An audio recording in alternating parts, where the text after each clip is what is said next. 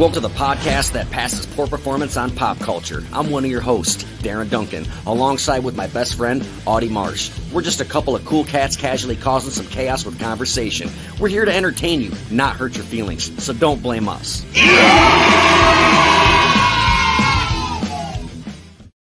Garbage dump, oh garbage dump. You ever heard Charles Manson's music? I've heard a little bit on YouTube. It's they out had like there. like some old lost record or old recordings or some shit, and it was just him and an acoustic guitar. I don't remember the garbage dump one though. He's got like 3 fucking CDs, man. I forgot what the first one's called, but he recorded like 13 tracks with Dennis Wilson, the drummer of the Beach Boys. And yeah, did you know that? No. Dude, Charles Manson was really good friends with the drummer of the Beach Boys at one point. We'll definitely get into it. But yeah, they recorded 13 tracks. Charles Manson had a song on a B-side of one of the Beach Boys at records. And originally the song was called Cease to Exist, but the Beach Boys changed the words and the title and they called it Never Learn Not to Love. And that's what started this whole fucking mess. That's why people got murdered on August 9th in 1969. Jeez, over a fucking episode. No, that's some fucking wild ass shit though, man. That's what really happened. But yeah, dude, so obviously today's topic is Charles Manson. What was your introduction into Charles Manson? Obviously he was born way before you and I, but how did you first hear about him? So I think it was Hit, correct me if I'm wrong, Hit Parader, the metal magazine. The metal magazine. I used to get that all the time. That shit was, my walls were covered in. Yeah, me too. I had like Korn and shit, and then once I was done with the magazine, I was like, I'll start plastering it. Yep. If I'm not mistaken, it was Hit Parader. It was a section of T-shirts. Oh yeah, Manson loves you. Yeah, remember kids, Manson loves you. Manson loves you, and I was like, yeah, and that was about the time Marilyn Manson was coming up when I discovered, it was about that same about, and I was like, well, that don't look like Marilyn Manson on the T-shirt, and then we didn't have Google or none of that. Right. So it was more or less I started asking around. I think I asked my dad or somebody. I was like, who's Charles Manson? And my parents, crazy son of a bitch, he killed a bunch of people, blah blah blah blah, and I was like, oh, okay, so no wonder that shirt's in the Hit Parader. So that was my introduction into Manson, was the shirts. It was merch is what came about. And then obviously as I got older and Marilyn Manson, and then I started studying that. I was like, oh, okay, so it's Charles Manson and Marilyn Monroe, so and that was my introduction. Really, it was more or less just merchandise and just word of mouth, because I couldn't Google or YouTube any of that shit. It was just like, if I come across him, I'll learn something about it. But more or less my parents was like, yeah, he was an evil person, he's in fucking prison right now. And I was like, oh shit, well, yeah, my introduction, right. No, I always did too, but I knew about him way before that. Like I knew about Manson probably since first, second grade, because my dad used to say, kill Whitey, but he'd be just fucking around. And and I was like, what the fuck does that mean? And he's like, it's Charles Manson. And he'd always say that, kill Whitey, because he explained to me, he's like, well, when one of Manson's parole hearings, he got asked, if you were let out, what would you do? And he said, kill Whitey. But I don't think he really said that. I think that was like a rumor, because I've watched hours and hours of shit on him in the last 2 days, and I've never heard him once say kill Whitey. So I think that's just like a rumor or some bullshit, kind of like Marilyn Manson taking his ribs out to suck his own dick.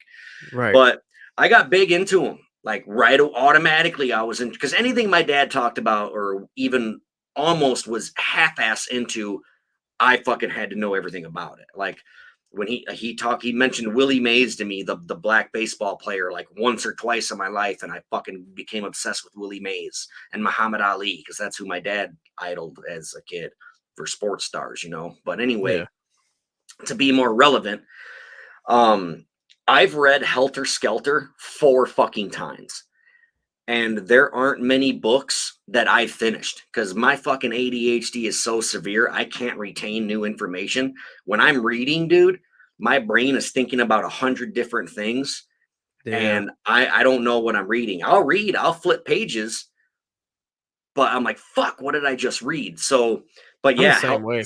so that says a lot for the fact that I've read Helter Skelter 4 times because it's like this fucking goddamn thick. I have every fucking printing ever of Helter Skelter. They've printed it multiple times, and I got the first ever edition hardcover. I got the second printing of the fucking paperback cover. I got when they fucking redid it in 2008. I got all of them. I love Charles Manson, but Right. goddamn, he is a hard fucking man to listen to in interviews, dude. Oh, It, I, absolutely. That's why I'm so intrigued by him. I hate to cut you off, but I feel like no, he was the first troll ever. My opinion. I'm trying to think of somebody before Think him. about it. I mean, No, yeah, I like because his interviews, he never gave a serious fucking answer. no. And he would like speak gibberish and shit. And I think he would talk in like prison slang a lot because that's all he fucking knew.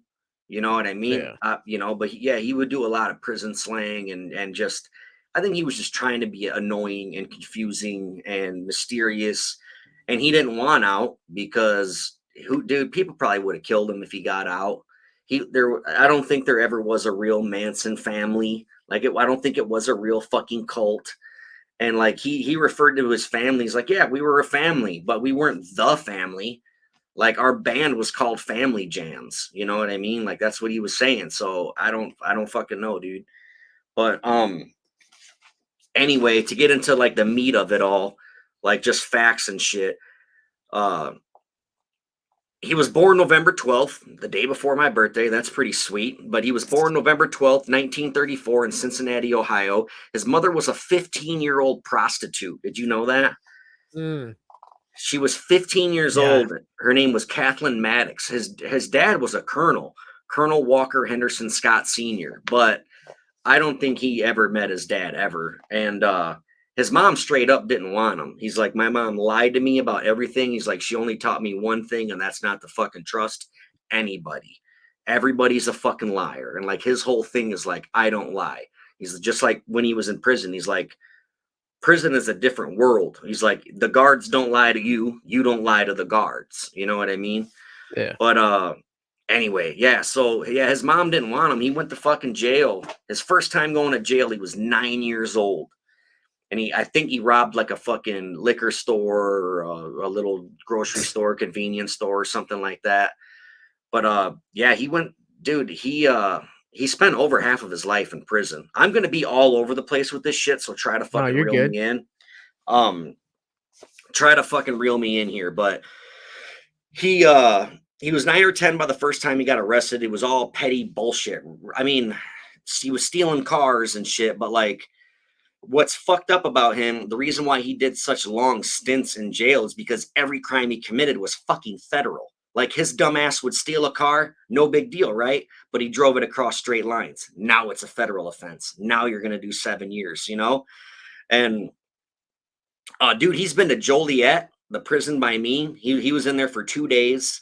He's been in the Cook County jail, the Chicago jail. The motherfucker's been in jail everywhere, dude.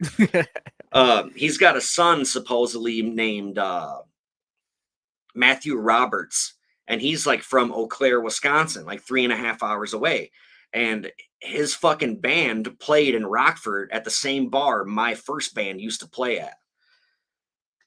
That's pretty Um, cool. yeah, dude, they were called One Man Son. Mm, And yeah, it's fucking I see what sweet. he did there. Yeah, right, right.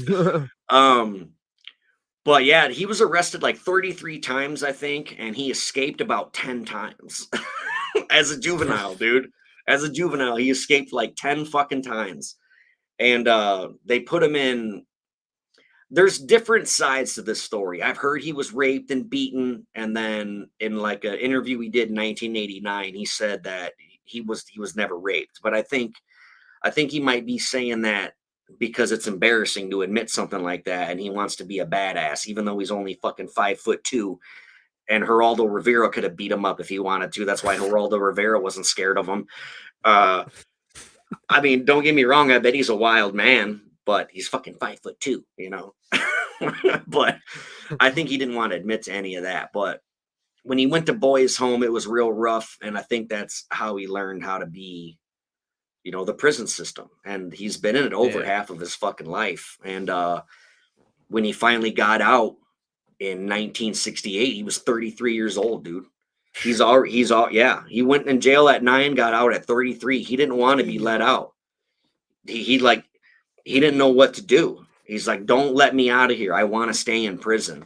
And they fucking kicked him out, and he went to fucking Haight Ashbury, at the fucking peak of the hippie scene. And there in Haight Ashbury, all you had to do was have long hair and fucking talk the slang, and you fucking fit right in. But that's when he met Mary Brunner, that she was like the first member of his fucking quote unquote family or whatever. And I think they had like an apartment together, and he got her pregnant. That's like his legit baby, I believe, is Charles Manson Jr. He died in 1993. He's got another kid, Valentine Michael Manson, who's 54. No, that's Mary Brunner's son. Yeah, so his first kid was Valentine Michael Manson. He's 54 years old right now. Um, but yeah, that's when he started his little fucking clique or whatever. He met like Squeaky Fromm. You know who Squeaky is, right? Yeah. He met her, and he met Mary Brunner and Susan Atkins and all of them, and he just started this fucking clique because every single one of these girls came from a broken ass home. Like they were all from divorced parents. They were all like seeking love. That's what they all say anyway. They're like, I just want to be loved. And then Manson would fucking pay attention to them. And he would like, it's probably an easy thing to guess, but he'd go up to these girls on the street corner and be like, "So your dad kicked you out?" And he'd be right. And that's why everyone thinks that, like, oh, he has powers and he's a guru. It's like he just knows how to read people because he grew up in a fucking prison. You got to know how to read people, Mm-hmm. But yeah, and then I think I forgot which one of the girls it was, but one of the girls took him out to Spawn Ranch. I think it might have been Susan Atkins. She was the one who got them all out to Spawn Ranch, the old movie ranch that George Spawn owned. And the way they basically got to stay there and shit was do chores, take care of the horses. They would do tour guides for people on the horseback. But the main thing was probably Squeaky sucking off old man George every day, He Manson had Squeaky fucking take care of George Spawn, giving him hand jobs and all that shit. But Squeaky said she loved him. Squeaky's like one of the only people in the Manson family to like stay true, like, and stay loyal to Charles Manson the whole fucking time. Like even in 1989, Charles Manson called her his old lady in an interview, and she tried to like assassinate a president and shit just to go to fucking prison just because I Manson was in remember that. prison. Yeah, like she's like the only one that's like, I think she's recently done interviews and like she's still in love with Charlie Manson, dude. Hey, I think it was the book my mom got me. It was a Jim Morrison book. In the book, it states that he ran into Charles Manson on the music scene there in California. In the book, it vaguely touches bases with Morrison meets Manson, so I thought that was kind of cool too. Uh, with the whole music shit, and I don't know how true it is, but it's definitely in the book. Uh, Yeah, I wouldn't doubt that one bit if they ran yeah, into each other, if they were around there at the same time in the both Hyde in Ashbury scene. California. Yeah, Yeah, the same I like thought San that's kind of Francisco. cool. Yeah, I bet they did fucking run into each other for sure. I don't know what the music scene was like for like unsigned people, or if the Doors, they were probably signed in '69. I'm not sure, but I don't know. I don't Yeah, remember. they were playing like bars, and then they Like got Whiskey a picked up. Go Go and shit like Yeah, that. that's probably where he probably. I'd have to go back in the book, but it touches on it very vaguely. But I'm pretty sure it was something to do with that. Like either he was buying drugs, or someone involved with a drug dealer, or it had to have been music. Nothing to do, I'm sure, with any killings because Jim Morrison wasn't into that kind of shit. But No, it was probably like you said, it was probably drugs or music, I'm sure. mhm. Um let's get into the fucking music shit, man, because he wasn't bad in my opinion. He wasn't a terrible singer. He was kind of a bad songwriter because they were just weird fucking songs. But Manson's a weird guy. What do you expect, you know? But yeah, he's got Right. that song like garbage dump, oh garbage dump. It's so fucking ridiculous. Troll, But man. it's not bad. But so what happened is two girls in the Manson family were hitchhiking. Dennis Wilson, the drummer of the Beach Boys, picked them up, took them back to his house. They got high, they partied, he fucked them both. And then I think the next day, Dennis Wilson wakes up and is like, all right, I got to go to the recording studio. I got to record. You guys stay here, make yourself at home, whatever. He comes back and his house is full of fucking people. And it's all the Manson family. And they stayed there for like a month, dude. He couldn't get rid of them. But the way Manson was is he paid his way with pussy. He was basically a pimp. He would pimp out his Manson girls. And Tex Watson, I'm pretty sure, was like the drug guy. But anyway, yeah, they wrecked his fucking house. They destroyed his house. He had to buy a fucking new one. Dennis Wilson moved out. But anyway, Terry Melcher was a record producer, and he is the son of Doris Day. And Terry Melcher is like a big time fucking record producer. And I don't think Dennis Wilson made any promises, but the way Manson probably took it as a guarantee or a promise or, you know, word is bond or whatever. And they met. Dennis Wilson made Terry Melcher and Charles Manson meet each other. And Terry Melcher didn't like him, didn't like his music, didn't like anything about him, creeped him out. He's like, fuck that. I don't want anything to do with this guy. I'm not signing him. I'm not recording him anything. But Manson had it in his head that he was going to be a fucking rock star, you know? And when he did that song, the song's called Cease to Exist. They changed it, called it Cease or Never Learn Not to Love, is what the song's called. Terrible title, by the way. They put it on a B side of one of their albums. Didn't make much noise. No one really gave a fuck about it. But they said that they were going to give Charles Manson $5,000 for this song. Well, remember earlier in the episode when I said in prison, you don't fucking lie, you know? Yeah. And that's what fucking set Manson off, dude. Now, okay, so Terry Melcher owned the house that Sharon Tate and Jay Sebring and Wojtek Frykowski and Abigail Folger were staying in. It was Roman Polanski's house. He's the fucking director of Rosemary's Baby. But so anyway, just keep that in mind that Terry Melcher owned this house. But Yeah. so like either way, regardless, Charles Manson wanted revenge on Terry Melcher. All right. But so before that though, there was a motorcycle gang called Straight Satans, and Tex Watson was a drug dealer, but something went down. I believe it was between the Straight Satans and this Black Panther guy named Crow. And Tex Watson got like a bunch of let's say he got like 25 kilos of meth. Well, his whole thing was he was going to keep 2 kilos and sell it to Crow for this fucking like even more than what he got for it. So then he'd get free drugs and some money. But he ended up burning them both. And he's like, fuck you and fuck you. He ditched both on them and he fucking stole the money and the goddamn drugs. And Tex Watson, they call him Tex because he's from Texas, but his name is Charles Watson. So Crow, a known Black Panther, calls up Spawn Ranch and is like, I want to fucking talk to Charles. And they're like, okay. So they get Charlie Manson because he's like the main fucking guy, right? They were all assuming he wanted to talk to Charles Manson. So Manson gets on the phone and the guy's like, motherfucker, I'm going to come there. I'm going to burn that ranch down. I'm going to kill every single one of you pieces of shit. I want my fucking drugs or my money, whatever. Charles Manson's like, all right, bitch, bet. So he goes, oh, and meanwhile, I forgot to mention this. Tex Watson left his girlfriend for fucking collateral with Crow because, yeah. So this guy, Crow, was like, I don't know you, white boy. Fucking, I'm not giving you my money. He's like, no, chill, dude. It's cool. My girlfriend will stay with you. I gotta come back if you got my girlfriend. Nope. He fucking left that bitch there. So Crow took this girl back to his house, fucking tied her up, called the ranch, was like, fuck you. I'm gonna kill this bitch. I'm gonna set the ranch on fire. The Black Panthers are gonna come there and fuck all you white motherfuckers up unless I get my shit back. So Charles Manson goes over to Crow's house with a gun and shoots him in the fucking stomach, dude.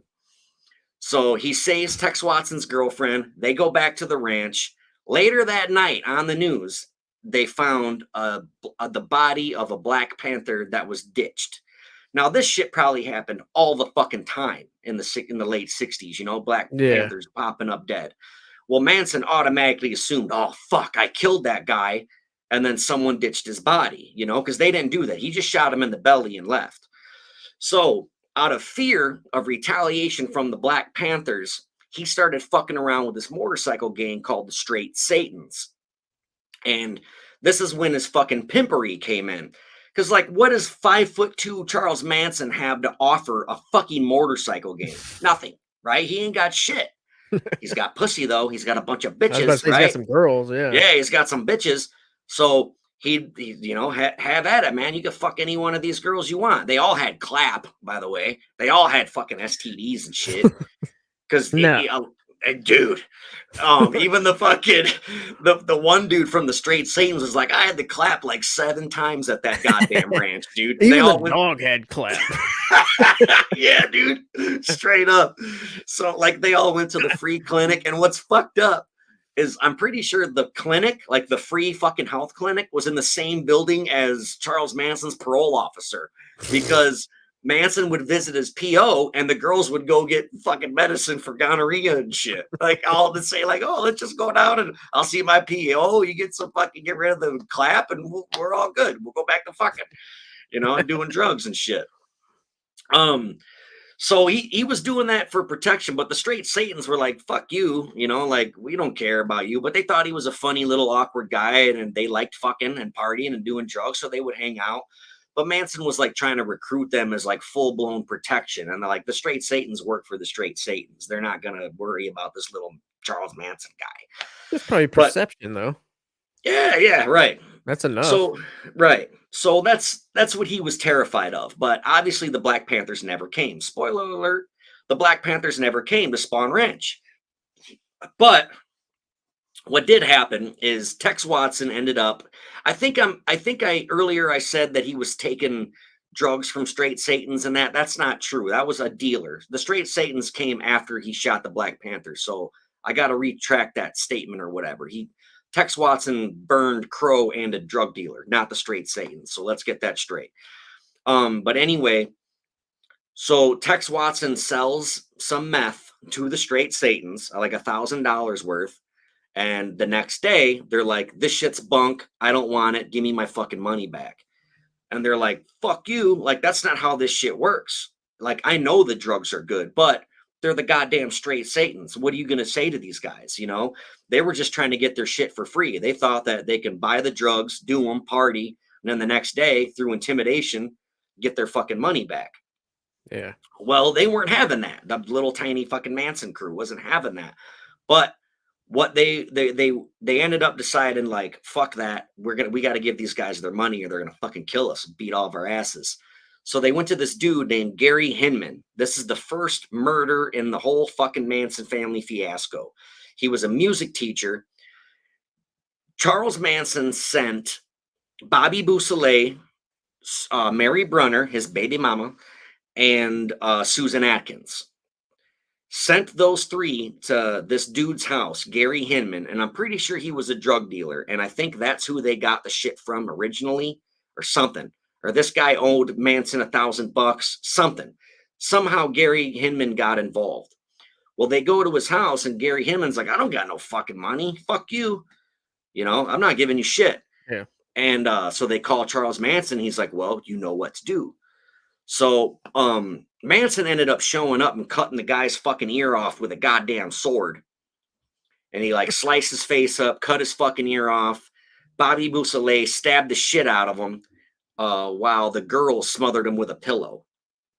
Then Charles Manson said, but they did get Bobby Boussalet did get Gary Hinman to sign his two cars over. He had like two shitty cars in the driveway, and Bobby Boussalet is like, well, we can get $1,000 for these fucking cars, so let's just do that. So Bobby Boussalet gave him the cars and all that, but they knew they couldn't just walk away because Gary Hinman would fucking tell on him, so that we gotta fucking kill him. But then it was Manson's bright idea to blame it on the Black Panthers.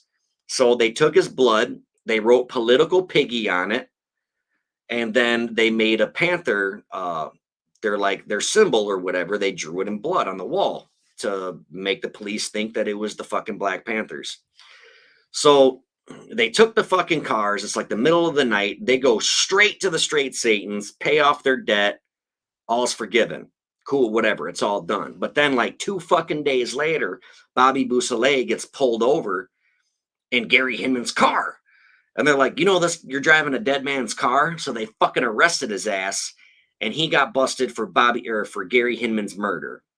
So boom, there's one fucking guy right there connected to the Manson family that committed murder. He's in jail for it, right? Mm. Now they want to get Bobby out. How the fuck we gonna get Bobby out? That's when they started the other murders. This is my opinion. I think that Helter Skelter was all bullshit. That was a thing that the prosecuting attorney, Vincent Bugliosi, fabricated to connect Manson to the murders. Because he could have got the 3 girls and Tex Watson on murder because they all admitted to it. They had no fucking problem admitting to it. But you can't put Manson at the scene. Manson was fucking 45 minutes away. You know what I mean? So Yeah. I know I say you know what I mean a lot, and I bitch at my No, you're wife for good. doing it. But anyway, uh, he was fucking 45 minutes away. He wasn't there. So the only way Vincent Bugliosi could fucking attach Manson to it is through this Helter Skelter fiasco bullshit. But it was all in to get Bobby Boussalet out of jail. Let's commit fucking murders that look like the Gary Hinman murder. We're going to blame it on the fucking Black Panthers, and we're going to get Bobby out of jail. Because clearly, if they got the wrong guy, right? If these murders are still happening while Bobby's in jail. So Charles Manson chose Terry Melcher's house at 10050 Cielo Drive. He thought Terry Melcher lived there. Terry Melcher moved out months ago and rented it to Roman Polanski, the fucking movie director, the guy who made Rosemary's Baby and shit. And he was married to Sharon Tate, the most beautiful woman to ever live, in my opinion, dude. Have you seen pictures of Sharon Tate? Yeah. Her and fucking, god damn it, this computer is pissing me off. She is by far the most beautiful woman to ever fucking exist in my life, but there's a few other ones. Fuck.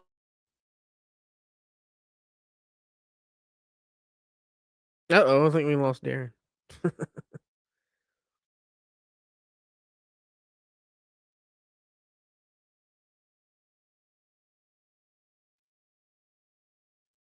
I'm sure he'll come back. What's up, Dylan?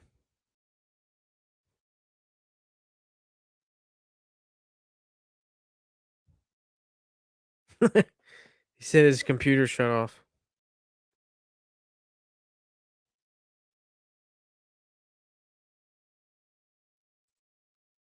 Let me see here.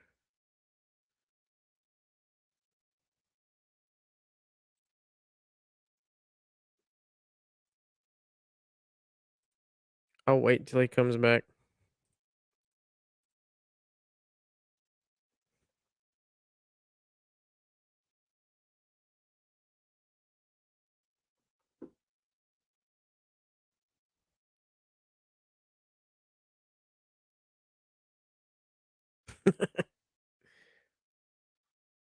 Technical difficulties.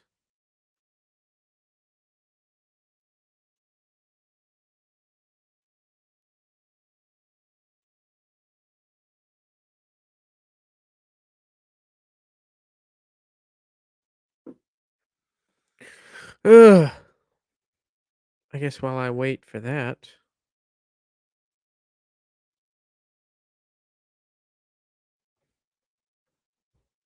Let me see what it's saying.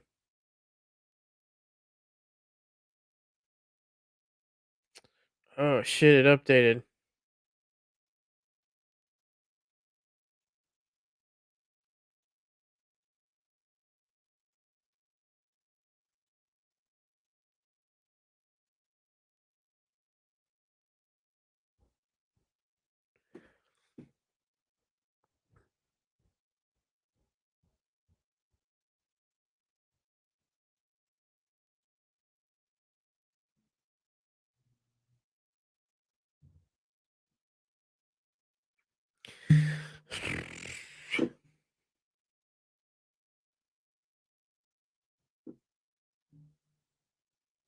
Okay, this computer's rebooting.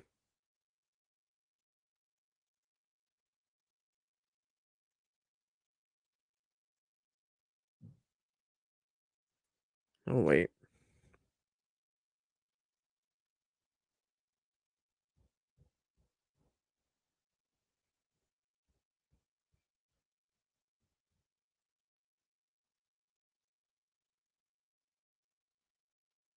I can play a commercial real quick.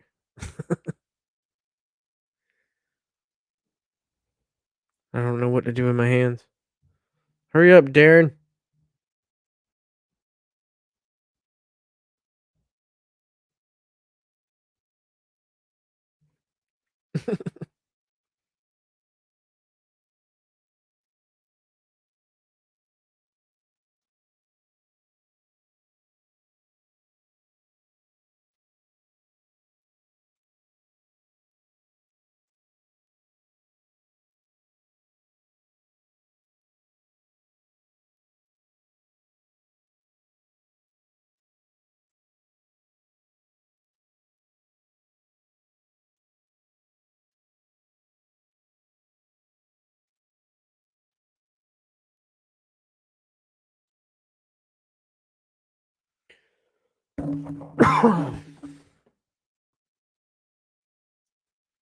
All right, he's working it. He's coming back on. Oh shit! Now my computer's doing some shit.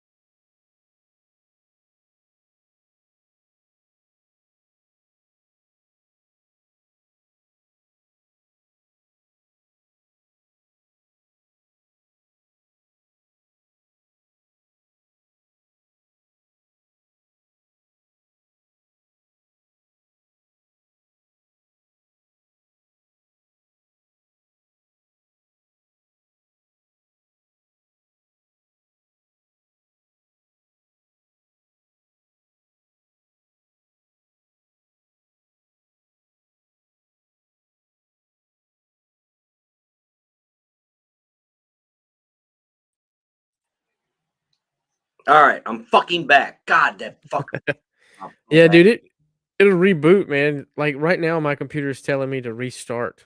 God, that fuck. That fucking pisses me off. I didn't even fucking tell it to do that. It just fucking did it on its own. Nah, yeah, mine right now is actually it says your device needs a restart. Select a Fuck time. you. I'm No, not it even don't. touching it. So anyway, yeah, dude, like Sharon Tate is like so ahead of her time with beauty. Like, just women did not look like that, dude. Like, she was just fucking crazy hot. Anyway, she was 8 months fucking pregnant. Uh, so Manson wanted these motherfuckers to go up to that house to kill them all in the house because they owed a debt. Terry Melcher did anyway. He didn't know all these other fucking people were there, dude. But the other people that were in the house, it was Sharon Tate, 8 months pregnant, Jay Sebring, who was he was like a hairstylist for the movie stars. And Abigail Folger was there, Folger's Coffee. She was like the heiress to the Folger Coffee Company. And her boyfriend, Wojtek Frykowski. He was obviously some kind of fucking Polish immigrant dude or whatever. Anyway, this house was so frequented and they partied and shit so often that when these fucking three people went into the house, Linda Kasabian was with them too. So when they all went into the house, one of them walked past Abigail Folger's bedroom and she was like in her pajamas, sitting on her bed reading a book. She just fucking waved at her, dude. Like Susan Atkins walks down the hallway, peeks in the bedroom window. The chick's sitting, they wave at each other, dude. But anyway, Susan Atkins claims that Manson told them, go with Tex, do what he tells you to do, leave something witchy. That's what they said. And later on, like in the 80s, Susan Atkins said that they were also told to kill every person on that street. They were supposed to break into every house, but I don't know how true that is. I don't believe a lot of Susan Atkins. I think she's kind of a fucking loop. She's fucking batshit crazy, dude. But anyway, we'll get into the girls a little later. So what they did, they hopped the gate, they cut the phone lines. While this is going on, there was like the groundskeeper. He was a young dude. He lived in like a side house, like a carriage house or whatever. Mm-hmm. Took care of the flowers and shit like that. Some dude he knew named Stephen Parent came over there to see if he wanted to buy a radio. I think Stephen Parent was like 18 or some shit. He shows up to homeboys. Nah, I don't want to buy the radio. All right, cool, man. Gets in his car, fucking starts heading down the driveway. Meanwhile, Tex Watson and these fucking three girls walk up on him. Tex just shoots him 4 times in the chest and kills him. Doesn't say a fucking word. Then they come up to the house. They cut the fucking screen, climb in. Wojtek Frykowski's laying on the couch. Tex Watson kind of nudges him and he wakes up and, what the fuck are you? Who are you doing here? Or who are you? What are you doing here? And Tex Watson says, I'm the devil and I'm here to do the devil's business. They start rounding all these fucking people up. They get them into the living room. They tie a rope around Jay Sebring's neck or Sharon Tate's neck, one of them first. Throw the rope over the fucking balcony thing. Tie it to the other person's neck. They were going to plan on like hanging them at the same time, but the rope was way too fucking long. So they just fucking tied them up. Instant fucking chaos just fucking happens. Wojtek's a big dude. He's fighting back. He gets the shit stabbed out of him. He starts heading out to the lawn. They fucking catch him, stab the fuck out of him. Abigail Folger did the same thing, ran out the house. They caught her, stabbed her to death. I think it was Patricia Krenwinkel or Leslie Van Houten. It was one of those that were stabbing her. And she said that she remembered her saying, I'm already dead, while she was stabbing her. She had a white gown on. If you ever see the crime scene photos, they're pretty fucked up, dude. I was looking at them last night, and her fucking gown looks pink. You can tell it was white, but it looks pink. That's like crazy. The whole thing is pink, and like the bottom looked like it was a pink dress with white trim. That's how much fucking blood. It's like some Rob Zombie songs, some lyrics. It absolutely was. Remember White Zombie? I'm already dead. I'm already dead. Yeah. That was it. That was her fucking, that was her real thing with the Diane Sawyer interview. So a lot of the House of 1,000 Corpses is like geared around that. Yeah. When Baby, Sherry Moon, when she's standing there like, when someone needs to be killed, you kill them. And that's the way. There was some girl in the Manson family that said that. She was like holding a big fucking knife and she had like red hair. But yeah, she said that. Manson takes a lot of his shit. Or I mean, Rob Zombie takes a lot of his stuff from Marilyn Manson. I think he's like on the fan side, like Charles I am. Manson. Right, of Charles Manson. Did I say Marilyn? Yeah. Oh, well, fuck that guy. Charles Manson's way fucking cooler. I'm a big fan. I love Charles Manson. I don't give a fuck. It sucks that people died. That's fucked up. but I'm a big fan of the whole. I'm interested in the whole thing. It's a fucking crazy ass thing that happened, Yeah, and you're it's a huge intrigued. part of fucking history, in my opinion. Right. Getting off track. What the fuck was I talking about before that? Oh, but yeah, Rob Zombie borrows a lot of his shit. In fact, there's a really good documentary called Charles Manson: The Final Words, and Rob Zombie fucking narrates it, and it's pretty sweet. It's only like $5 on Prime. Totally worth the $5. Oh, So that's what you anyway, told me today. yeah, it's Yeah. really good. It's really fucking good because most of it is Charles Manson talking. Most of it's in his own words. And then the other is like Rob Zombie narrating it. It's really fucking Oh, gnarly. wow. And it's right towards like the end of Charles Manson's life. So everything's in there. It wasn't made in fucking 1993. You know what I mean? It's updated as fuck. So anyway, Sharon Tate, 8 months pregnant. She's like, I just want to have my baby. Let me live. Let me have this baby. And then you can fucking kill me. And Susan Atkins is like, I have zero mercy for you or your fucking baby. So they fucking kill these people. There's a shit ton of blood around Sharon's body. There's not much around Jay Sebring's body because I was looking at the fucking crime scene photos last night. And it's just Sharon Tate's so brutal. It's fucked up. There's a lot of blood around her. And on the way out, Susan Atkins grabs like a towel or a pillowcase or something, dips it in Sharon Tate's blood. When they walk out, she writes the word pig on the front door in Sharon Tate's blood. And then she just threw the towel and then they took off. Well, the towel happened to land on Jay Sebring's head. So he's laying on his side. He's got a rope tied around his neck, and you can see like this white, it looked like a KKK hood on his fucking head. And that's where a lot of the rumors came up. Like, oh, they were devil worshippers. They had hoods on their heads. And then, no, that was a fucking accident. She just threw it and that's where it landed. Um, Now, she fucking wrote pig on the front door in blood. Her original plan was she wanted to cut out the baby, but she's like, but we didn't have time. I wanted to smash their eyeballs on the walls and write stuff with their eyeballs. She said Jeez. that, yeah, this is what Susan Atkins said. I think she was saying all this to her cellmate because they got arrested for other shit. They had like 2 raids happen on the ranch, and one of them was for stolen dune buggies because they were like stealing Volkswagens and stealing cars and like turning them into dune buggies so they can cruise around in the desert. And then one of them, they lit a bunch of fucking like digging equipment on fire. Like they burned a bunch of fucking caterpillars and backhoes and shit.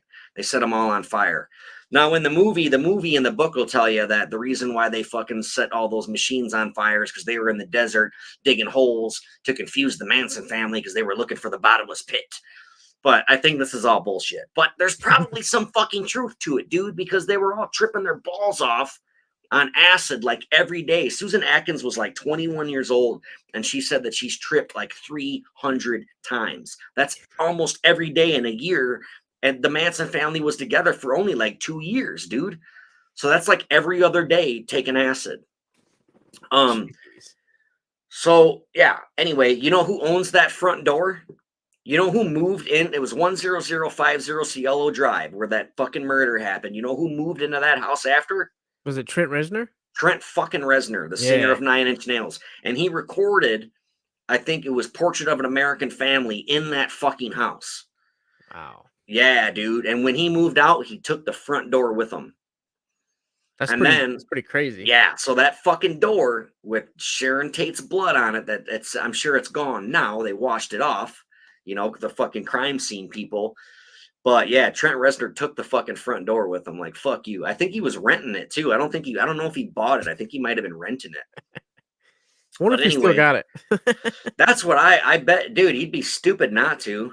Man, that's so fucked up. But I'd love to have that fucking thing. I wish I wrote him. Like when I was in high school reading Helter Skelter, I would finish Helter Skelter and start it again. That's how fascinated I was with this shit.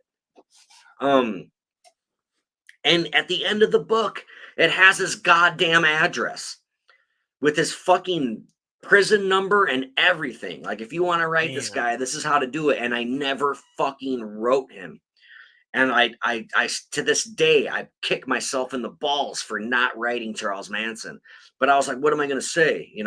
He gets fucking 100 letters every day, and I just never wrote him. And I really wish I did. Because Yeah. who knows? I could have got if I got one letter back, that'd be fucking awesome. You know how much money that'd be worth? Yeah. I think Well, his letters sell for like $1,000 or some yeah, shit, but I I know wouldn't sell them. somebody that's selling them like crazy. Yeah.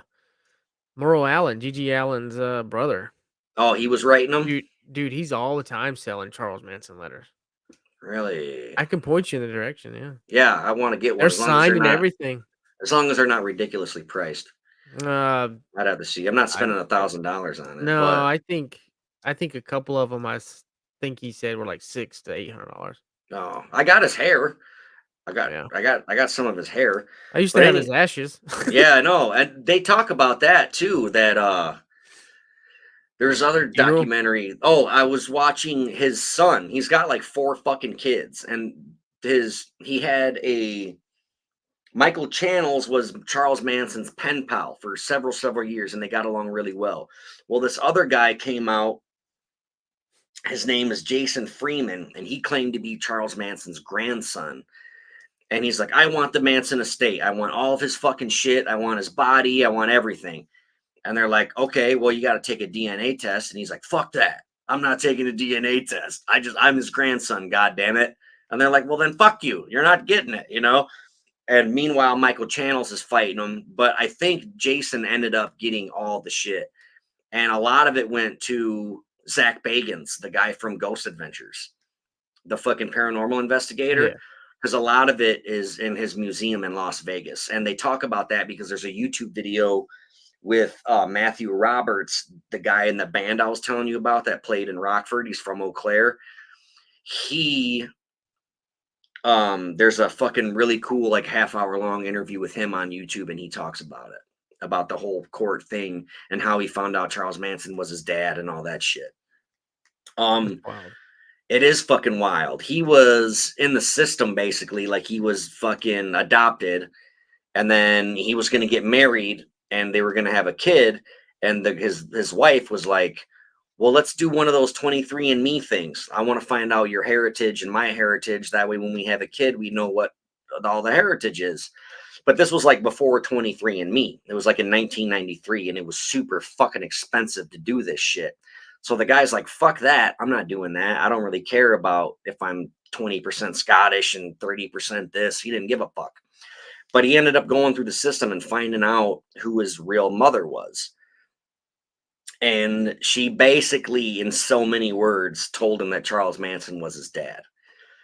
She never came out and said it, but everything matched up because, like I said earlier, when he was in Cook County in Chicago, and he was like born in Eau Claire, Wisconsin or whatever, or his grandma's from there or some shit.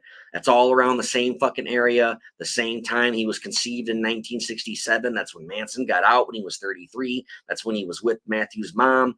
Matthew asked Charles Manson if he remembered his mom. He said, yeah. And they never got around to doing a DNA test, but he's pretty fucking sure Manson's his dad. The guy looks just fucking like him, dude. It's crazy how fucking much he looks like him. But so I'm pretty sure that's his fucking son too. The fuck else was I talking about before that? Do you ever read the book Chaos about how the CIA was using Manson to Yeah, I was gonna get into that at the very end. I was gonna surprise Audie with that, so you just fucking ruined it. Who is this not Chase person? Spoiler alert. Yeah, no, it's not that big of a deal. But yeah, there is a book called Chaos. I think that guy was on Joe Rogan's podcast. I'm not for sure though. It might have been somebody else. But anyway, we'll get there later. So that kind of sums up the whole fucking Sharon Tate murder fiasco. Like they fucking did that because they wanted it to look like people were out there killing people while Bobby Boussalet was in jail for Gary Hinden's murder, and they wanted to blame it on the fucking Black Panthers. It wasn't about a fucking race war. I don't think, and it wasn't about Revelation 9 in the Bible. It wasn't about the fucking White Album, Helter Skelter, none of that shit. Now, when they did this, it was pure fucking chaos. There was bodies everywhere because they walked in the house and they're like, you're going to die tonight. So there was fucking chaos. Manson's like, I'm going to show you how to fucking do this. That's one side of it, why he took them into this neighborhood to teach them how to kill, basically. But I don't really think that's what happened. But There was a dude, I wish I remember what fucking documentary this was. There was a dude that like Manson and them partied with at his house, and there was this guy named Zero, and he fucking played Russian roulette with a full gun and killed himself. But I think he was fucking murdered. I think they killed him in this dude's house, and then they told the cops this guy fucking shot himself. And I bet they set it up. And in 1968 or whatever, that probably wasn't very fucking hard to do. Oh, fucking Right. druggie shot himself. Fucking call the newspapers. You know, this shit happens all the fucking time. They didn't give a fuck. Um, but there's this documentary where they interview that dude, and like he catches himself up. Like it's, I'll find out what documentary it is, but it's fucking great. You got to check it out. Anyway, I think so the Manson family at one point stayed at this house and partied there and everything. Lino and Rosemary LaBianca lived next door to this dude, and they called the cops on the Manson family when they were fucking partying next door. Here's your revenge. So that's why Manson has them go into this house to fucking kill them. None of this shit was random. Everybody fucking says this was all random. It wasn't fucking random, I think. I think Manson fucking held a grudge, and he's like, all right, well, fuck it. We're going to kill people. That way we can get Bobby out. Let's kill these guys. They're fucking assholes. Remember them? They called the cops on us. But in Helter Skelter in the book, it did say that Manson snuck up to one house, peeked in the windows, and he saw pictures of children on the wall. And he's like, no, not that house. We're not going to do this house. But he did say to them, someday there might be children and you will have to kill them, but I won't do that to you tonight. So anyway, Manson goes into Lino and Rosemary LaBianca's house, ties them up, steals their shit, says, I'm not going to hurt you, sneaks out. Then Tex and the girls come in and fucking slaughtered them. They, Manson said that they all had to get their hands dirty. So they took turns stabbing them. They fucking, there was a fork protruding from Lino's stomach. They carved the word war into his stomach. There was a steak knife sticking out of his fucking throat. They wrote Rise on the wall, which I think was a Beatles song, I think, but it was also like a Black Panther thing. And they wrote Helter Skelter in blood on the refrigerator, but they fucking spelled it wrong. They wrote Heelter Skelter. It was Healt. These fucking idiots wrote Heelter Skelter. They fucking ate watermelon. They spit the seeds in the fucking sink. They left the rinds in the sink, took a fucking shower, and hitchhiked back to the fucking ranch. That's how comfortable these people were murdering, dude. So with Rosemary, they fucking took the lamp that was next to the bed and tied the cord around her neck and choked her with it. And they stabbed her. She was already dead. And Tex is like, everyone's got to get their hands dirty, and hands one of the girls the knife. I think it was either Leslie Van Houten or Patricia Krenwinkel. And she stabbed her in her ass like 16 times. And yeah, like lower back, ass area. And if you look at it's crazy. If you look at the crime scene photos, like you can see a shit, like it shows her naked ass, and there's like a bunch of little fucking knife wounds in it. It's crazy. That's wild, man. It's fucked up. What then Manson had this fucking plan. He stole her purse, like her little wallet that goes inside her purse that had her credit cards and all that shit in it. They drove to this Black Hood, this predominantly African American neighborhood. But here's what's fucked up. Only 1% of that community was black people. So Manson didn't know his shit. Manson thought they were going to go to the fucking ghetto, go to a gas station. He told Linda Kasabian to put that girl's wallet in the bathroom, and he's like, some black person is going to find this wallet, use the credit cards, boom, get busted for Rosemary and Lino LaBianca's murder, you know? But Linda Kasabian went into the girl's bathroom and dropped it in the fucking tank of the toilet instead of hiding it, because she didn't want to be a part of this. She was there on both fucking nights, but she says she had nothing to do with any of the murders. And the movie shows that when they walk up, she's like crying, and Tex is like, go wait in the car, because he knew she would be a fucking problem. So apparently Linda Kasabian did nothing, but I don't necessarily fucking believe that. She did get immunity in the fucking trial for her testimony. The defense said, we can't charge you with shit as long as you fucking testify. But you have to testify to this, and this. You have to fucking say Helter Skelter was the plan. So she'll fucking say anything to not go to prison for the rest of her life. Right. I would. I fucking would. I don't care. I'd lie on the stand. Oh, I guess I'm the first person to ever lie under oath. You know, what the fuck? Everybody fucking lies under oath, man. But yeah, I think she told, and like, dude, Vincent Bugliosi fucking lied. Like, so many fucking people in the courtroom fucking lied during this shit, but none of this fucking came out till later. Like, nobody knew about these lies until like the fucking 90s, and no one gave a fuck anymore. It might have even been later. I think they found out all this shit after the fact. Manson's already dead. I think they found out about the lies. I don't know how true this is, but I heard that if you lie under oath during a murder trial, they can charge you with murder. Like, I don't think the charge is murder, but you'll do the same sentence as a murderer. Like, you could go to the gas chamber if you lie on the stand during a murder case. I don't know how true that is, but I heard Wow. that. Yeah, I'd Yeah, have to look that up. I heard someone say that before, and it was in another podcast. So I don't know how fucking true that is. But anyway, Linda Kasabian bitched out, put the fucking wallet in the toilet, the bowl, the tank part. And months later, when they all got busted and shit, she fucking told that story. They went to that gas station, lifted the lid off the tank. There it fucking was, sitting right there in the fucking tank, man. Nobody ever found it. Damn. Fucking nuts, right? So Had someone have found it, you know? that's what I'm saying. If someone would have found it, It changed everything. yeah, and I get what he's saying, like, oh, we'll put it in the fucking in the ghetto, in the fucking hood, and someone's gonna grab it and use it. But he picked the wrong hood. It wasn't a ghetto. It was a decent area. You know what I mean? It was fucked up. And I don't mean like, oh, there wasn't any black people there. It was a good neighborhood. That's not what I'm fucking saying.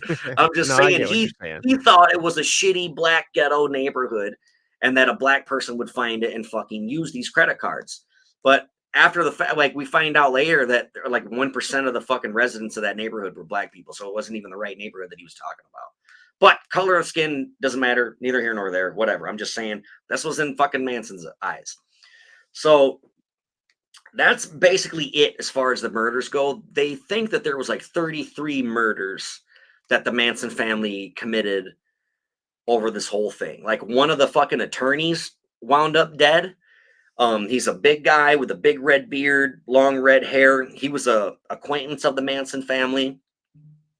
He was one of the girls' lawyers, and one day he just didn't show up to court, and they ended up finding his fucking body off a Hmm. cliff. He was like wedged under a rock, like somebody pushed him off a fucking cliff. They say it was a suicide. Some people think it was an accident. Some people think the Manson family killed him because Manson didn't like the way this guy wanted to run the girl's case. They were trying to like weed. I don't know what they were trying to do, but that's what ended up fucking happening. But and then Shorty Shea, he was a ranch hand. He went missing. They still haven't found his body, but the story is they cut him up into 9 pieces and buried him somewhere in the desert. And I think Bruce Davis is the guy to do that. I think Bruce Davis was the one who killed Shorty Shea, chopped him up, and put him in the holes or whatever. But anyway, so when they all got all right, so how they got caught, I told you about how they were all arrested. There was 2 different raids on the ranch, but they was for arson and one was for Grand Theft Auto. They got let go because the fucking paperwork had the wrong date on it. Like, they busted them on the fucking 13th. Well, the fucking warrant said the 16th or whatever. So they had to let them go. They couldn't fucking the whole Manson family, after fucking committing these murders, walked the fuck out of the fucking jail. The way they got busted was while Susan Atkins was in fucking jail for that bullshit, she blabbed to her fucking cellmate. And she's like, the cops around here are so fucking stupid. You know about that fucking murder in Benedict Canyon with all the movie stars? She's like, you know who did it, right? You're looking at her. And she fucking spilled the beans on everything to her fucking cellmate. This bitch wouldn't shut the fuck up. She sang like a bird. She's kind of like me. So fucking that's why I like her so much. No, she's a hottie though. Susan Atkins is fucking hot. She don't look like it on my t-shirt or like in the court or anything, but like when she did an interview in the 80s, man, she's a Betty. But anyway, what the fuck was she's the hottest one, dude. So that girl, her cellmate ended up saying, hey, I told on her, was like, this fucking crazy bitch, get her out of my cell. She fucking told me that they fucking killed all these people. So they all get busted. They start admitting to it and shit. Manson's like, I didn't fucking do shit. I wasn't there. I was at fucking Spawn Ranch banging some chick, you know. They were out there fucking or killing people and shit. But after talking to more people and more people, one of the straight Satans narked on him too, because I think he had like some gun violations that he wanted to go away. And he's like, well, if you get rid of these gun violations, I'll fucking tell you what I know about Charles Manson and everything. And they talked about this whole helter-skelter bullshit, how Revelation 9 in the Bible talks about like 4 people that have chest plates of iron. And Manson thought the chest plates of iron were guitars.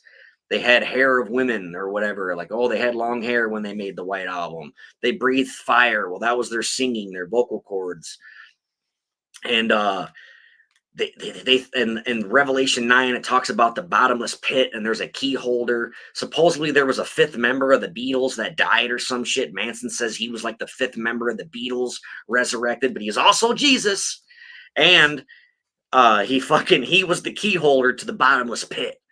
And what was going to happen was Helter Skelter was this race war, because the song Helter Skelter talks about a slide, right? When I get to the bottom, I go back to the top of the slide, right? Mm-hmm. Well, he was saying that that was a metaphor for the black community, for the black man, because they're on the bottom. Well, they're about to be on top after this. So they're going to kill all these famous white people. The blacks and the whites are going to go at war. The black people are going to win. And after all the white people are dead, meanwhile, Manson family's hiding out in the desert in the bottomless pit. There's no more white people on the planet, only black people. But black people now are in control of the world, but they don't know what to do. They don't know how to run it because they only know what the white man taught them. They don't want to be cops and judges and lawyers and doctors and all this. So here comes Charles Manson out of the bottomless pit, and he's going to teach them how to fucking rule the world, and then it's going to be his world. That's Helter Skelter in a nutshell. That's Helter Skelter. That was Vincent Bugliosi's fucking thing. That's what he thought. That's what he was claiming Helter Skelter was. And the only fucking way he could connect Manson and get him tried for the murder or conspiracy or whatever was if he could tie him to Helter Skelter. And he obviously could, because everybody talked about Helter Skelter, and that's how they tied him into it. So they got sentenced to death, the death penalty. But several years later, the Supreme Court ruled it. Forgot. I'm fucking catching a buzz. I can't remember what they ruled it. But anyway, inhumane or whatever. And they canceled the fucking death penalty. Inhumane. Yeah, it's whatever. It's cruel and unusual or some shit. So they took away the death penalty, and all of their sentences got fucking switched over to life. So they all had to do life in prison. Tex Watson, he was tried separate. He's in prison in Texas. He's like a fucking televangelist, dude. In the early 2000s, I remember seeing him on TV way late at night, and he was a fucking preacher on TV, dude. Tex fucking Watson, Charles Watson. Yeah, it's fucked up. But I'm trying to think. So I'm trying to look at my notes here. I got a bunch of fucking notes that I'm trying to think of. Let's see. I don't know. His whole fucking thing, I don't think it was death and all this shit and Helter Skelter. I think he just wanted to fuck bitches and take acid, man. I think that's all he wanted to do, and he wanted to play his fucking guitar. He just wanted to be a rock star. And but then the people started getting antsy because he probably did talk about Helter Skelter. Oh, Helter Skelter's coming, man. Can you dig it? And they're all fucking tripping. And then they're like, well, when's Manson coming? And he's got 30 annoying bitches tugging on his pant leg. When's Helter Skelter gonna happen, Charlie? You said Helter Skelter. He's like, shut up, bitch. Go fucking kill some people. Go start it. Go fucking start Helter Skelter. That's what I think. I was high. Yeah, right. But now he's like, well, fuck, all these girls are thinking I'm lying. And Tex Watson was like, Charles Manson was no badass. He was 5'2". Tex Watson's a fucking football player, cowboy. He was in charge. And I just that's what I fucking think happened, man, is they were all getting antsy and they wanted this fucking Helter Skelter to happen. So they fucking pushed it. So a lot of it, I think, was to try to copycat murders to get Bobby Boussalet out of jail, and then was like, yeah, fine, fucking Helter Skelter will happen. Shut the fuck up. Let me see here. In fucking 1989, Manson said he didn't want to get paroled. He went up for parole 11 fucking times. He got denied every goddamn time. And in 1989, he said he didn't want to get paroled because everybody wants a piece of me, he said. He's like, everybody fucking writes me and everybody wants a little piece of me. And I give and give. And then at the end of the day, I got nothing left. I'm gone, you know? And he's like, if I get out, everyone's going to ride my fucking coattails. Everyone's going to want to hang out with me and fucking, use me to make money or whatever, or to be famous. He's like, I don't want all that shit.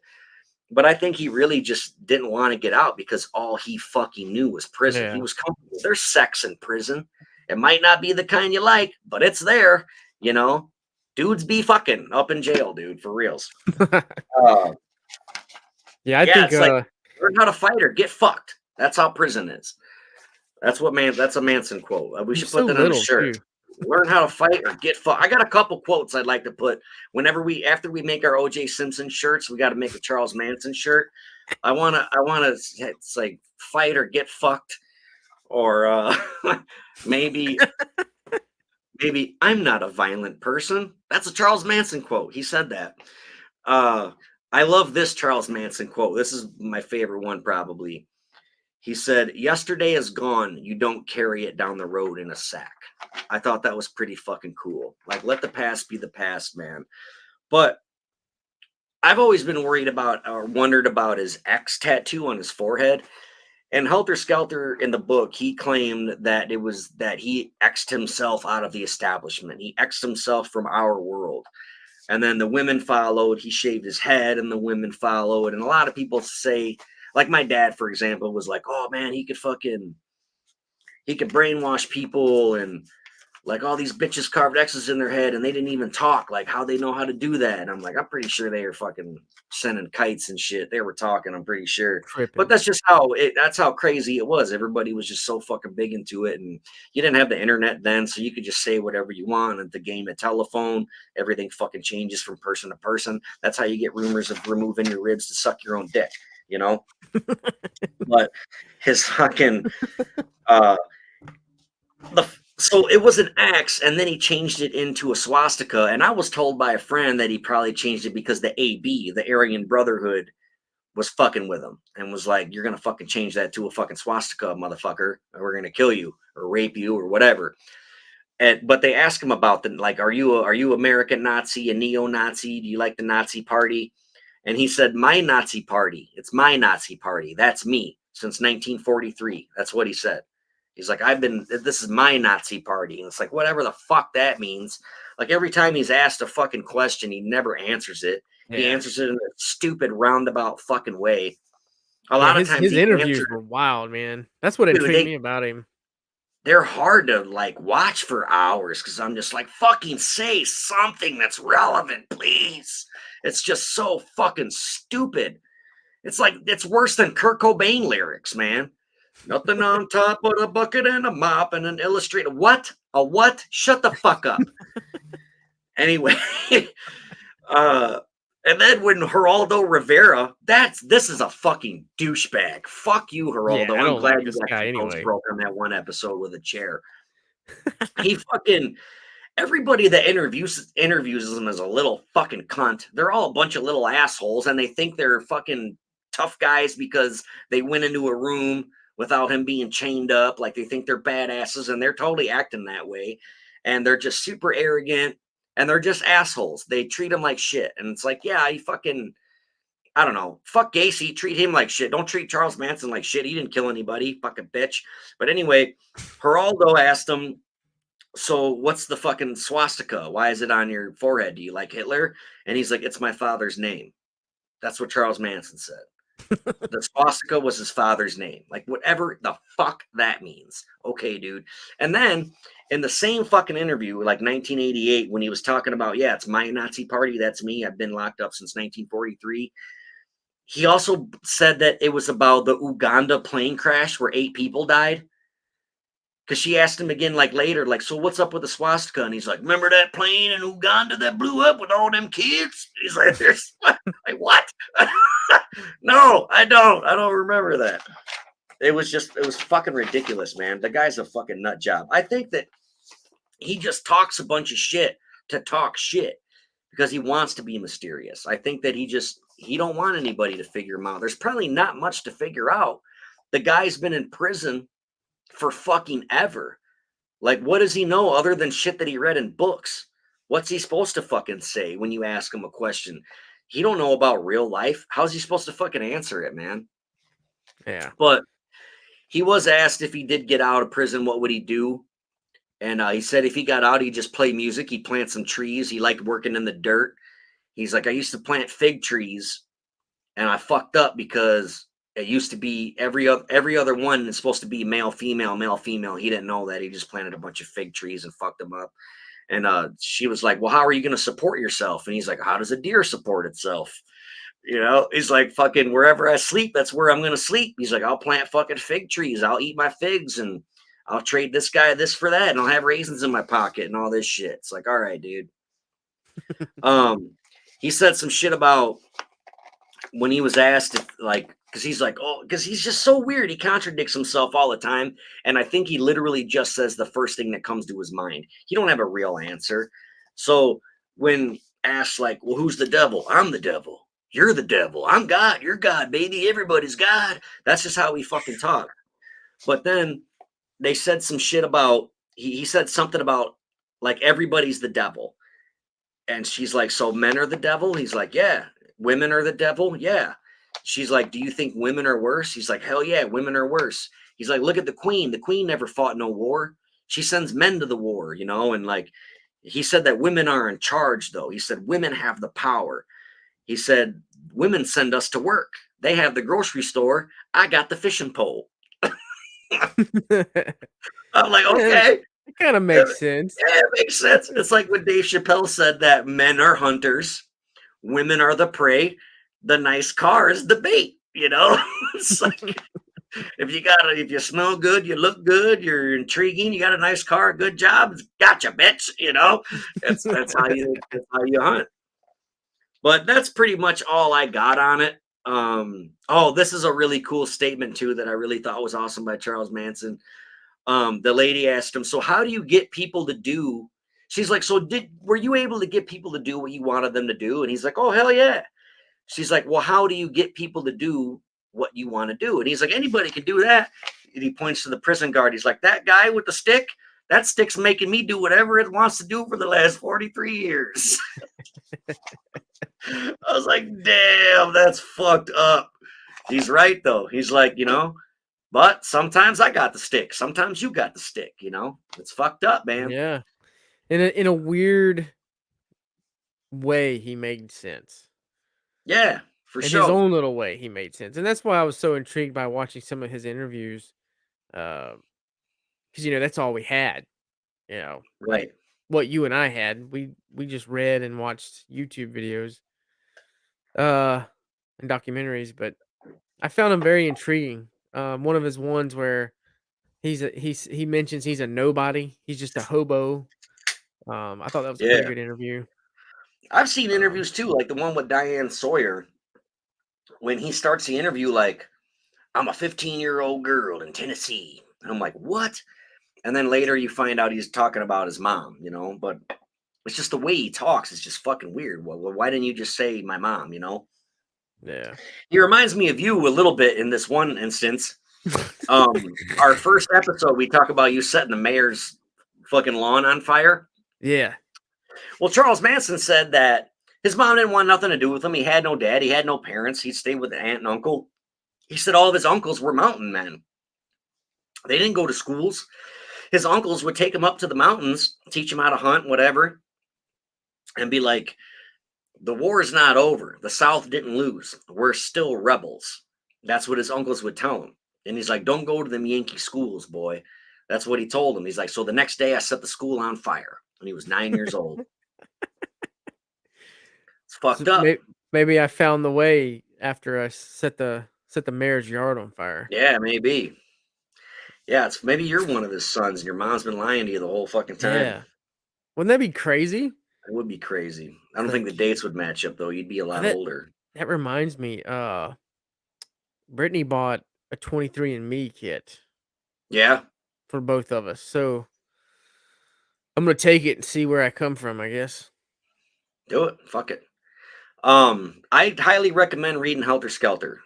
It's it's through the eyes of Vincent Bugliosi and Kurt Gentry, I think.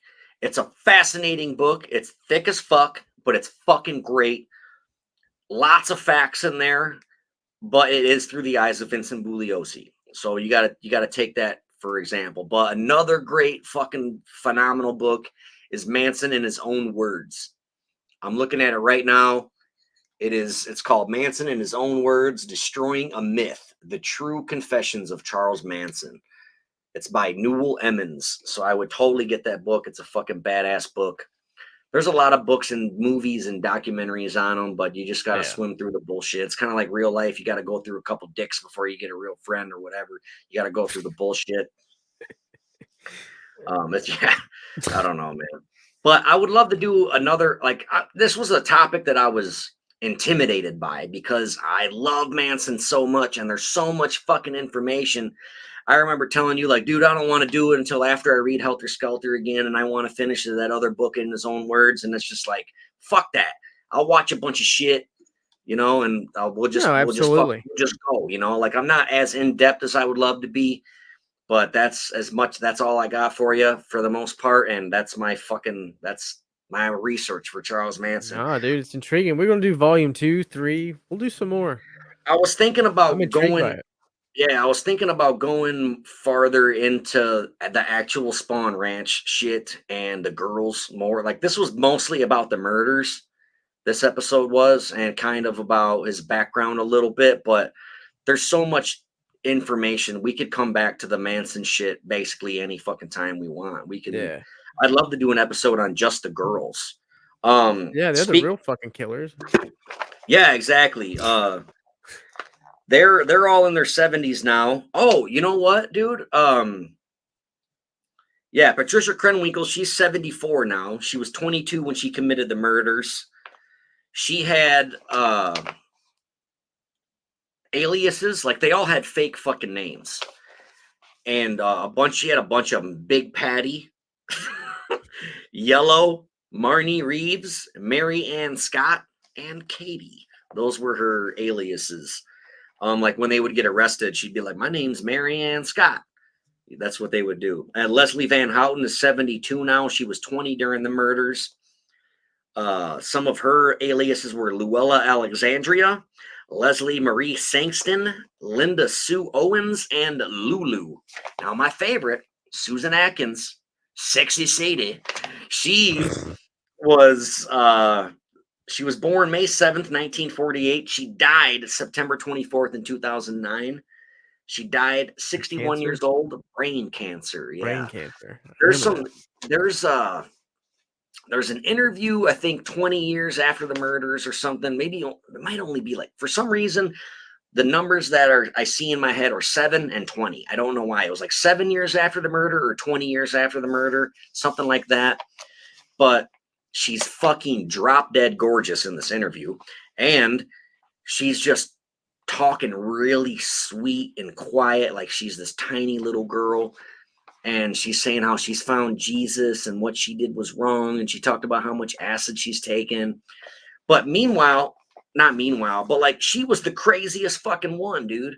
She's the one who said, "Oh, I wanted to cut the baby out and smash your fucking eyeballs on the wall." And all three of these girls were just singing and fucking dancing. It was a big fucking game to them. And I think it was at first, dude. I think it was fucking let's trip, let's fuck, let's kill. Then they got busted. They're in the fucking media. Everybody wants a piece of their shit. They're in the fucking limelight. Everyone's taking their pictures. Everyone's talking about them. So they're like, fuck yeah, let's be fucking goofy and silly and make fun of it. Then they got sentenced. Then shit got real. They got sent to their fucking cages, to their cells. Nobody cared about them anymore. Nobody wanted to fucking interview them anymore because it's all done. So now they Yep. sit there and rot. And years later, they're like, it was all Manson's fault. I didn't want anything to do with it. He manipulated me. I was a young girl. That is true. They were children. They were only 19, 20, 21, 22 years old. But what happened to the fucking big murdering tough girl? What happened to that bitch? Yeah. You know, and now you Painting found pig and Jesus. shit on a door. Yeah, You know? now you found Jesus and it's all Manson's fault and he needs Hmm. to own up to what he did. He wasn't even fucking there. He told you to go kill. You could have said no. Fuck you. I'm sure Yeah. if any one of those girls would have dropped to their knees and blew him, he'd be like, all right, you don't got to kill anybody. It's okay. Go back to bed. That's exactly what would have fucking happened. But no, they chose to fucking kill. Crazy. It Charlie's is fucking Angels. crazy. Exactly. Like my t-shirt, Charlie's Angels. Goddamn right. Bobby Beausoleil is still alive, I'm pretty sure. Susan Atkins is the only one that's dead, I think. Squeaky Fromm, I don't know if she's still in prison. But you know, some funny shit that we can get into and then we'll end this episode. We just decided, we pulled this topic out of our ass this morning that we were going to do Charles Manson tonight. And I just found out 2 recent articles from LA Times about the Manson family.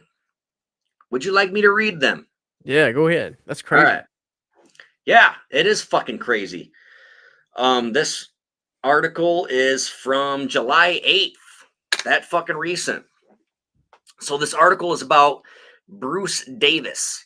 He was a member of the Manson family. He was a pretty predominant member. He was a bad motherfucker. He was one of the brutal ones. We think that he's the one who killed Shorty and cut him up into 9 pieces. I think he was also involved in the Gary Hinman murder. The guy that got his ear cut off and shit. Mm-hmm.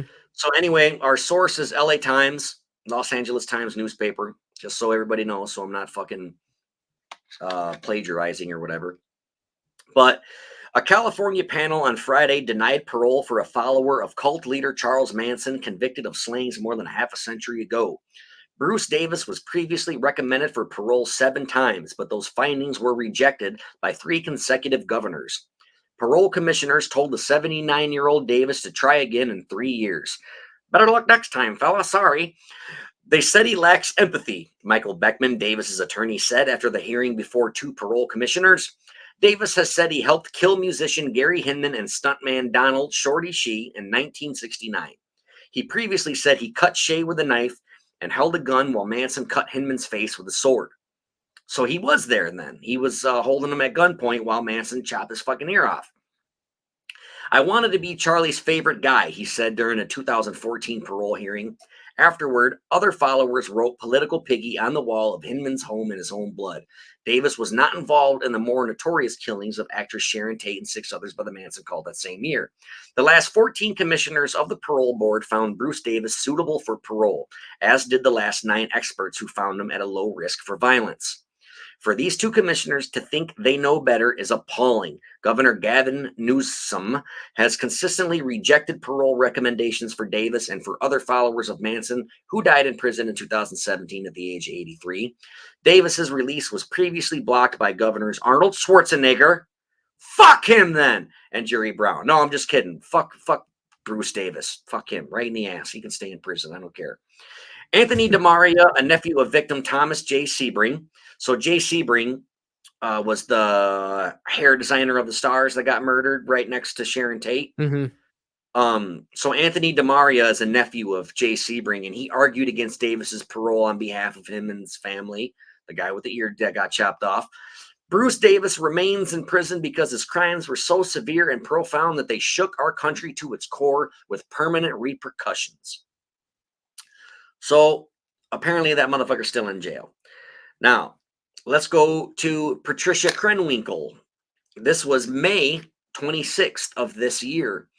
Sharon, the headline, this is also from LA Times. Sharon Tate's sister fighting parole for Manson follower Patricia Krenwinkel. The sister of slain actress Sharon Tate is raising concerns after a state parole panel found Patricia Krenwinkel, one of Charles Manson's followers and a participant in the infamous 1969 murder, suitable for parole. Deborah Tate, who has represented the Tate family at every Manson family parole hearing since 1998, told the LA Times the most recent hearing was impacted by technical issues that she worries will lead to an incomplete transcript being sent to Governor Gavin Newsom. So what happened is she's been going to court forever. Every fucking parole hearing, this lady comes to court. Sharon Tate's little sister, who was like 16 when she got murdered, she's like, "Fuck these assholes! Don't let them out. They killed my sister." That's usually what happens at parole hearings. But now, like with COVID and all that shit, I guess this was all like through us, like what we're doing with this video chat and shit. Well, exactly what happened to us today. Their fucking system went down. And she's like, fuck, the governor's not going to see this. But I guess it was all typed out in transcripts and the governor got to see it. But anyway, Patricia Krenwinkel, who is 74 now, is California's longest serving female inmate and was sent to death row in 1971. She's the longest serving female inmate, dude, in California. You should write her. Oh, she'd probably tell me to fuck off because all these girls now like found God and they hate Charles Manson because it was all his fault and he don't own up to it. They probably don't want to be written unless you write. I mean, I could write her and talk about how fucking Jesus is awesome. Maybe I could do that. You should do it. You should write her and just be like, I hope all is well. Yeah, Jesus is fucking cool, right? Isn't he cool? Remember when he died on the cross? Yeah, remember when you found him? How dare you? Right. Yeah. Fucking A right. So after the state's highest court ruled the death penalty, we've already talked about all this. But yeah, so the tentative decision will be reviewed by the Board of Parole Hearings Legal Division, which can take up to 120 days, according to a statement Thursday by Terry Thornton. But this was written in May, so I highly doubt that she fucking got out, dude. I'm pretty fucking sure she didn't get out. There was something else I was going to talk about too, and I fucking forgot. What was I talking about before all this shit? No, you're just wrapping it up, and then you went into the article. Yeah, well, there was something else I wanted to fucking say. I don't know. Let's see. My fucking ADHD sucks. Yeah, I don't know. I don't remember. Fuck. But yeah, so that's basically what's up. She's like, and then Sharon Tate's little sister was like, I'm an extremely forgiving person by nature, but I am not convinced that these people have been rehabilitated one iota. She's like, fuck these bitches, don't let them out. Yeah, they killed my let fucking them rot. Sister. Yeah, they're all like fucking, oh, woe was me, let me out. Susan Atkins, her last interview was pretty sad, man. Like I felt bad for her, but I also got the hots for her, so I don't. Maybe that's. Maybe I'm biased here, but she was dying, dude. She only had like they said a few weeks left to live. And her last interview, like she was crying and she was like, she basically just saying like, I want to fucking get out of here, man. Like just fucking let me out of here before. And like, yeah, nope, I think I seen something like that. She was like, I'm going to die anyway. Yeah, you're fucking dying in prison, bitch. That's how, because could you imagine what would have happened if they let any of these people out? Everybody would fucking freak out. Like, this is the biggest fucking, this is the crime of the century, dude. Fuck OJ. Like, this is it. This is the crime of the fucking last 100 years. I remember what I was going to say now. The whole CIA thing. There's a fucking conspiracy theory.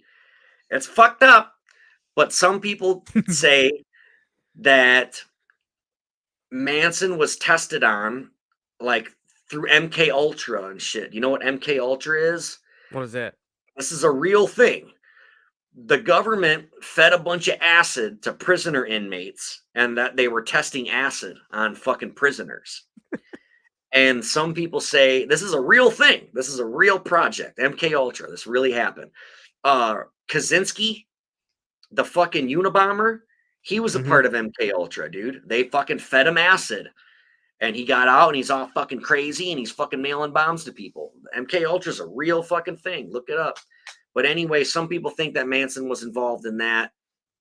And he was a fucking, like a project or whatever, because they let him out of fucking prison, sent him straight to fucking San Francisco or whatever, because like Vietnam War was going on, dude, and like the hippies were rising up, and they're like, make love, not war, man.